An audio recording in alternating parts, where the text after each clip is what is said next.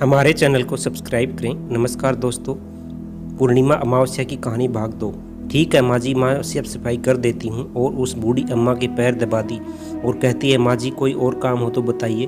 बूढ़ी औरत कहती है कि कुछ नहीं बेटी, तुम जाओ, लेकिन वापस आते वक्त मुझसे मिलते हुए जाना। और वहाँ नाव में बैठकर नदी के दूसरे किनारे पहुँच जाती है और वहाँ अपने मायके के घर पहुँच जाती है।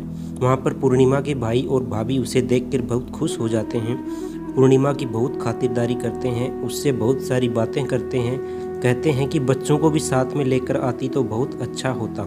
अब कुछ समय के बाद पूर्णिमा ने वापस अपने ससुराल जाने को कहा तो उसकी भाभी ने उसके लिए एक साड़ी दी और खेलों में बच्चों के लिए कपड़े और खाने पीने की कुछ चीज़ें रख दी और कहा कि तुम बहुत दिनों के बाद आती हो। और पूर्णिमा की भाभी ने यह थैला पूर्णिमा के हाथ में दे दिया और कहा कि जाओ और जल्दी वापस आना। इसके बाद पूर्णिमा वहाँ से अपने ससुराल के लिए रवाना हो गई। उसी नदी के किनारे पहुँची और नाव में बैठकर दूसरे किनारे पर उतर गई। वहाँ पर उतरने के बाद वहाँ पर उसे वही बूढ़ी अम्मा मिली जो साक्षात गंगा मैया थी। उस बूढ़ी अम्मा ने पूर्णिमा को एक थैला दिया और कहा कि इसे तुम अपने घर जाकर ही खोलना। अब पूर्णिमा के पास बहुत पहले हो गए थे। उन्हें लेकर पूर्णिमा वहाँ से रवाना हुई। आगे कुछ दूर चलने पर काली माँ का मंदिर आया। वहाँ पर काली माँ बूढ़ी माँ के रूप में विराजमान थी। उसने कहा, आ गई बेटी पूर्णिमा। पूर्णिमा ने कहा, हाँ माँ जी मैं आ गई। तो काली माँ ने उसे एक थैला दिया और कहा, तुम यह थैला अपने घर जाकर खोलना। अब पूर्णिमा के पास 3 थैले हो गए थे। तीनों थैले लेकर पूर्णिमा आगे बढ़ी। कुछ दूर जाने पर शिव जी का मंदिर आया, जहाँ बूढ़े बाबा के रूप में शिव जी विराजमान थे। बूढ़े बाबा ने कहा, पूर्णिमा तुम वापस आ गई। पूर्णिमा ने कहा, हाँ बाबा मैं वापस आ गई। बूढ़े बाबा ने भी पूर्णिमा को एक थैला दिया और कहा, यह थैला तुम घर जाकर ही खोलना। पूर्णिमा ने कहा, ठीक है बाबा। अब पूर्णिमा के पास 4 थैले हो गए थे। अब पूर्णिमा 4 थैले पहले को अब कैसे ले जाती। उसने एक पुरानी साड़ी निकाली और उन सभी खेलों का एक गड्ढा बना लिया और सिर पर रखकर वहाँ से रवाना हो गई। कुछ दूर जाने के बाद उसे तुलसी माँ औरत के रूप में मिलती हैं और कहती हैं, पूर्णिमा तुम आ गई। पूर्णिमा कहती है, हाँ माँ जी मैं आ गई। वह बूढ़ी औरत भी उसे एक थैला देती है और कहती है, यह थैला तो अपने घर जाकर ही खोलना। पूर्णिमा कहती है, ठीक है माँ जी। अब पूर्णिमा के पास 5 थैले हो गए थे। पूर्णिमा वहाँ से रवाना हुई तो वापस अपने घर पहुँच गई। पूर्णिमा ने बच्चों को नीचे रखा। सबसे पहले अपने मायके का थैला खोलकर देखने लगी। उसमें बच्चों के लिए अच्छे अच्छे कपड़े और खाने पीने की चीज़ें थी। उसने कुछ गहने भी थे। पूर्णिमा ने कपड़े अपने बच्चों को दे दिए और खाने पीने की चीज़ें भी बच्चों को दे दी। बच्चे यह सब पाकर बहुत खुश थे। आप पूर्णिमा ने दूसरा थैला खोला, उसे गंगा मैया ने दिया था।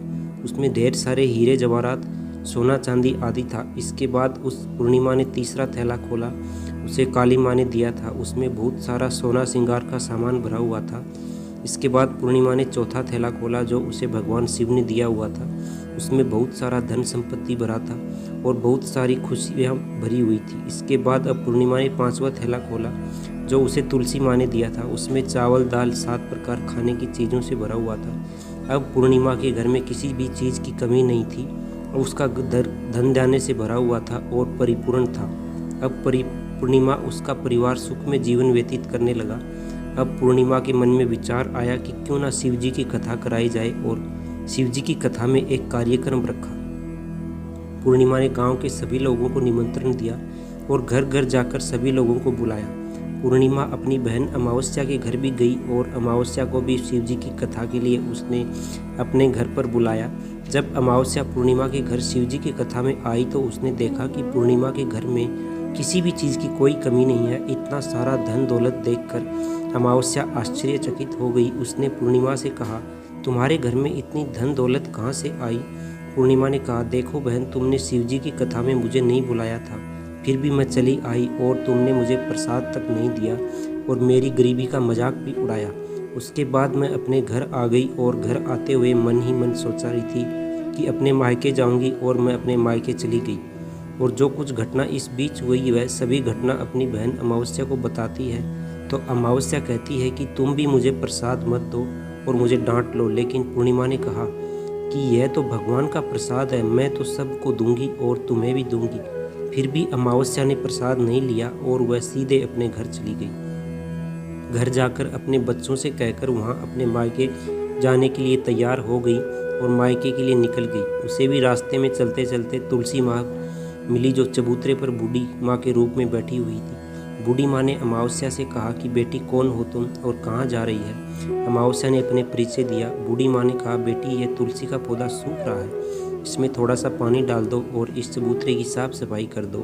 इस पर अमावस्या ने कहा, बुढ़िया तुझे दिखाई नहीं दे रहा कि मैंने इतनी महंगी साड़ी पहन रखी है, यह गंदी हो जाएगी। ऐसा कहकर वहाँ से आगे चली गई।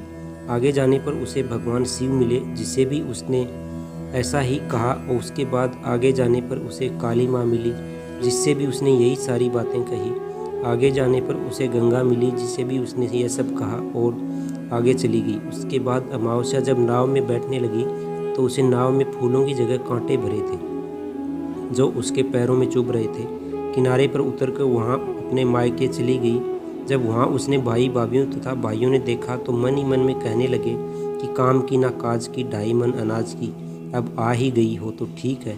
पूर्णिमा तो हमारे कामों में हाथ बटाती थी, यह कोई काम करेगी तो नहीं। अब उन्होंने खाना बनाया और खा पी कर सभी सो गए।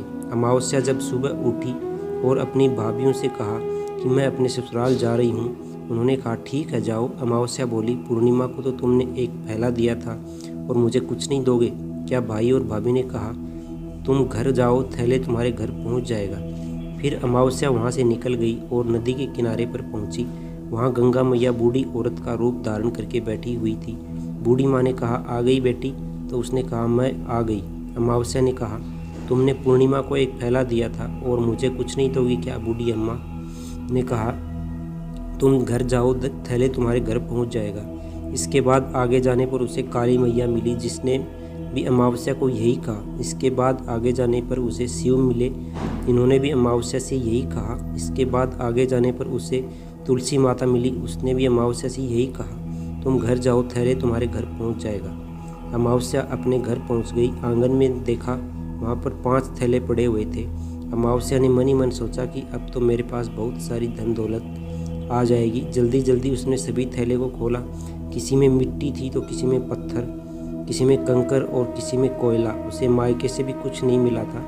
इन थैलों में कुछ भी नहीं था। अमावस्या दौड़ती हुई पूर्णिमा के घर गई और कहती है कि तुम्हें इतना सब कुछ मिला, मुझे तो कुछ नहीं मिला। आखिर क्यों? तो पूर्णिमा कहती है, जब मैं अपने मायके जाती हूँ तो अपने भाई भाभीयों के साथ कामों में हाथ बटाती हूँ, उनके साथ मिलकर काम करती हूँ, लेकिन तुम ऐसा कुछ नहीं करती, उनकी इज्जत भी नहीं करती, इसलिए वह तुम्हें भला क्या देंगे। इसके बाद तुमने गंगा मैया को ठुकरा दिया, काली माँ को ठुकरा दिया, भगवान शिव को भी तुमने ठुकरा दिया, इसलिए उन्होंने भी तुम्हें कुछ नहीं दिया। अमावस्या कहती है कि बहन, तुम मुझे माफ़ कर दो, मैंने तुम पर हमेशा अत्याचार किया है, मुझे कुछ नहीं मिला तो कोई बात नहीं, मैं भी भगवान शिव की भक्ति करूँगी और सब कुछ प्राप्त कर लूँगी, मुझे इन सब चीज़ों का रहस्य बताओ। तो पूर्णिमा ने कहा, तुम 3 सूत्र का ज्ञान ले लो और उसकी कथा करना। पहले सूत्र में दया मांगना, दूसरे सूत्र में कथा मांगना और तीसरे सूत्र में 108 बार ओम नमः शिवाय का जाप मांगना। इनको अपने हृदय में बसा लेना। मैंने भी यह 3 सूत्र अपने जीवन में अपनाए थे और सच्चे मन से भगवान की भक्ति पूजा पाठ की थी। फिर भगवान ने मुझे यह सब कुछ दिया और तुम्हारे पास जो कुछ था वह सब तुम्हें नहीं दिया। दोस्तों, कहानी यहीं समाप्त होती है। चैनल को लाइक करें, शेयर करें, सब्सक्राइब करें। धन्यवाद। जय श्री कृष्ण।